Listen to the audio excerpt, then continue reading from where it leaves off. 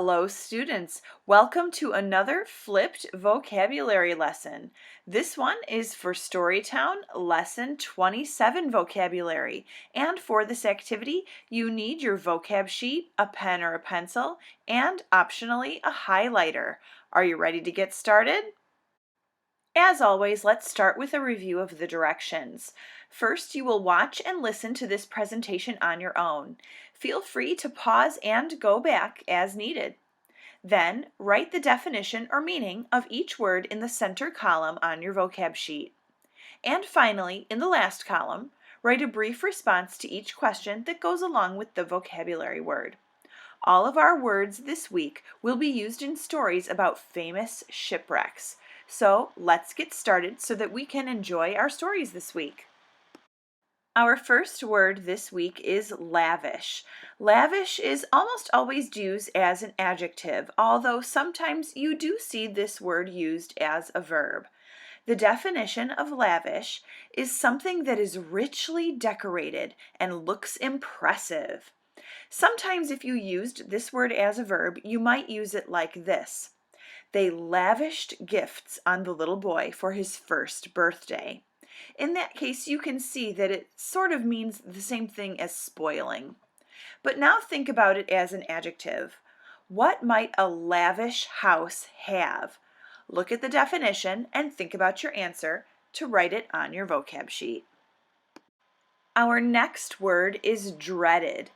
Dreaded can be the past tense of the verb dread, but as a past participle, it can also be used as an adjective or describing word in a sentence. So let's take a look at the definition of dreaded. Dreaded means when you have greatly feared that something would happen. You can use the word dreaded in a sentence like this. The ship captain dreaded the sight of the hidden iceberg. Now, think about this question. What is something you might dread?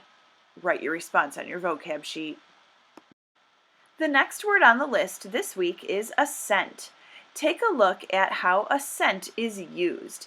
It is a noun when it's used in a sentence. If you wanted to use a version of this word as a verb or action word, you would use the word ascend. The definition of ascent is a steep upward climb. So the word ascent refers to the climb itself as a thing. If you wanted to use the word ascent in a sentence, you would use it like this. Sir Edmund Hillary is credited with making the first ascent to the summit of Mount Everest, though many Sherpa from the Tibetan and Nepalese regions had done it before. So now, let's look at this question. What word means the opposite of assent? You might need to use a dictionary, but give it a try.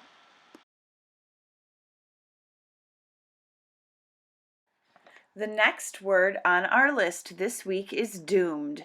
Doomed is another word that can be the past tense of a verb, or if we're using it as the past participle, it's used as an adjective or describing word in a sentence.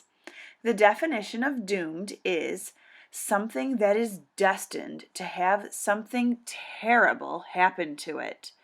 So, if someone says that their plan is doomed, they mean they don't think they're going to be very successful at it. Do you think someone who is doomed has good luck or bad luck? Write your response on your vocab sheet. The next word on our list this week is murky. Murky is an adjective or a describing word when it's used in a sentence, and I think this word is a really visual word. Let's look at the definition. Murky is something dark and difficult to see through. So if you were going to use the word murky in a sentence, you might say, the pond was so murky that even with goggles I could barely see in front of me when I was swimming. Now think about this question. What might make water murky? Write your response on your vocab sheet. Our final word this week is remains. Although remains can be used as a verb in a sentence, in our stories this week we are using the word remains as a noun, which in this case is a thing. The definition of remains is the parts that are left after something has died, grown old, or been destroyed. So if I were going to use the word remains in a sentence, I might say it like this. The remains of the shipwreck were discovered far beneath the surface of the ocean. Now think about this. What are the remains of a dinner feast? Write your response on your vocab sheet. That's it. You've made it through one more vocabulary flipped lesson. So here's a review of what's next. You'll go back to review any words you do not understand. Please highlight or circle words you still have questions about, and we will discuss them in class. Then, be ready to play a review game in class using these words. You will read and understand stories that use these vocabulary words in them, both in your guided reading group and in our big Storytown textbook.